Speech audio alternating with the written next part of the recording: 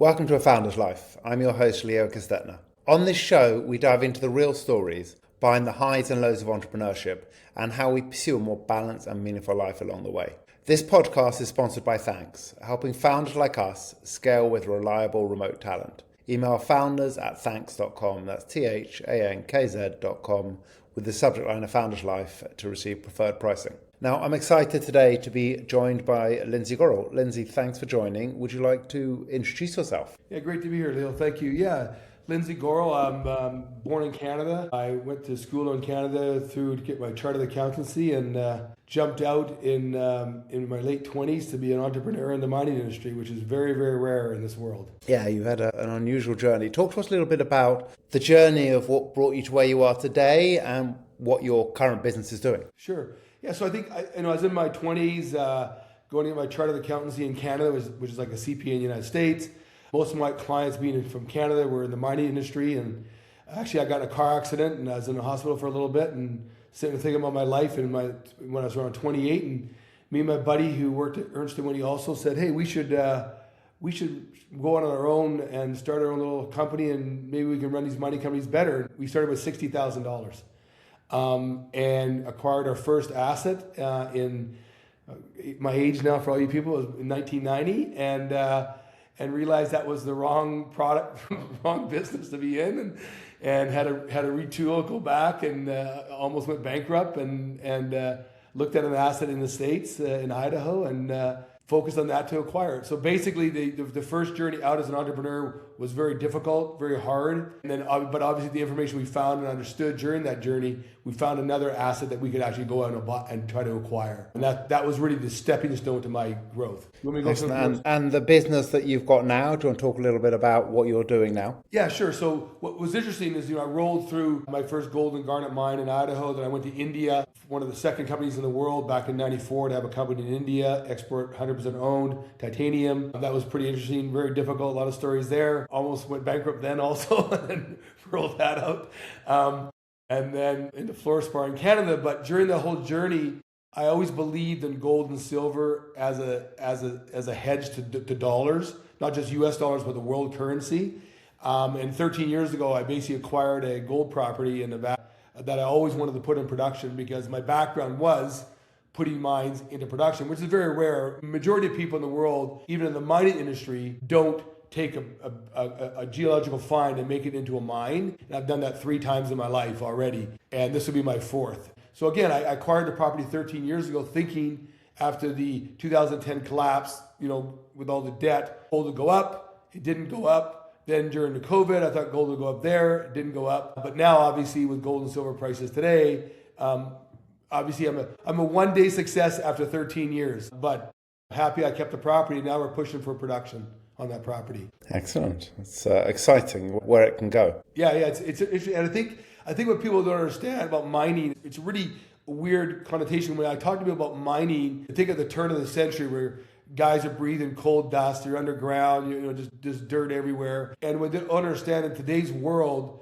the environmental regulation that we have to deal with, that the runoff of dirty water off my mine site is less than if you hose down your driveway in the winter, kind of thing. So I think it still has a bad name, mining, but I think how we do it today, and I'm a very responsible person. When you think about my first mine I bought, it was being shut down by the government for environmental damage. I got to deal with the government to go back in there for a 5-year permit, rebuilt 2 streams, won the #1 national award on stream restoration in 94 and 95, and then got a 30-year permit. Again, if you do it properly, it costs a little bit more to get going, but you put it into your operation and do it properly. So I think that's one of the things I want to get through here, probably with anybody who understands things about mining, is don't think about the turn of the century mining. This is way different, way more safe, way more environmentally friendly, etc. That's exciting. I think I love something. I mean, that's something I truly don't understand. Like, there's lots of different things I've done over the years.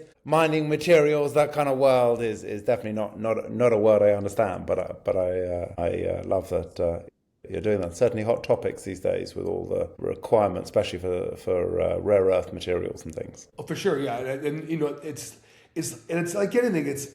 You have to understand. The most important thing as an entrepreneur, it doesn't matter what business you're in, right? First, the key is believe in yourself, because you got to have a lot of belief, because there's a lot of pitfalls that you go through that I've been through my life like this a few times, and I just say, look, I've got the right vision. I have to go back and reassess, maybe do it a different way, but I know I'm doing the right thing.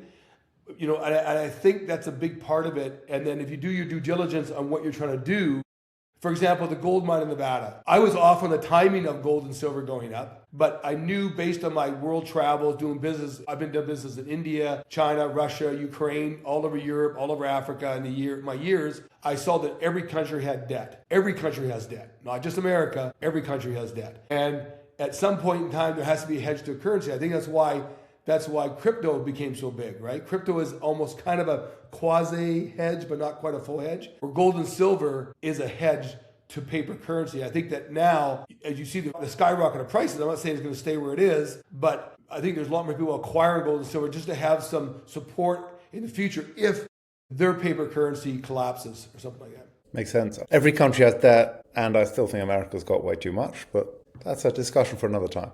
I think every country has too much debt, including America for sure. But it won't, Leo, it's not stopping. I agree. And our grandkids will still be repaying this debt. Our great grandkids will still be repaying this debt. I agree 100%. For sure. Every new government talks about debt. Not one has balanced the budget. I don't know, for 30 years now or something. I don't know, maybe longer than that. It's very true. So tell us what family looks like for you. Family?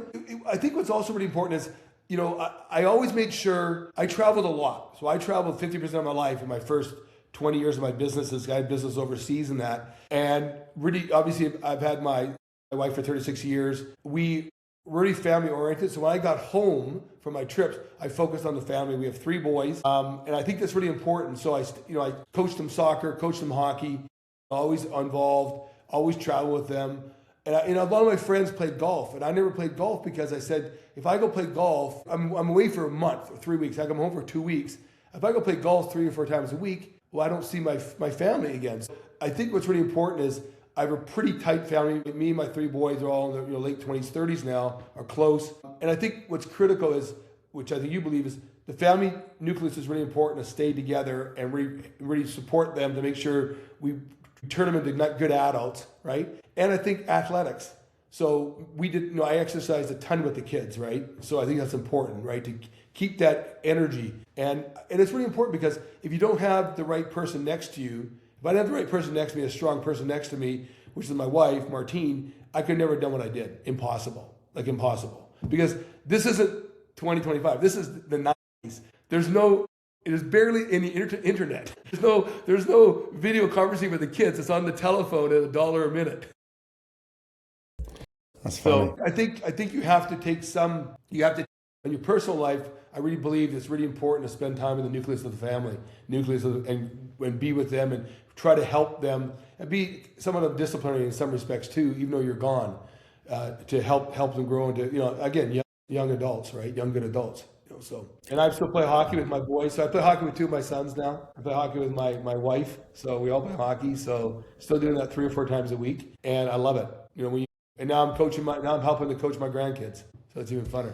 Love that. And when you say hockey, you're talking about the American version in an ice rink? Ice hockey, yes. Well, you could say the Canadian version. We call it the Canadian version. It's like my son, my youngest son was born in America. When the Olympics is on, we're all picking for Canada. Well, someone's got to.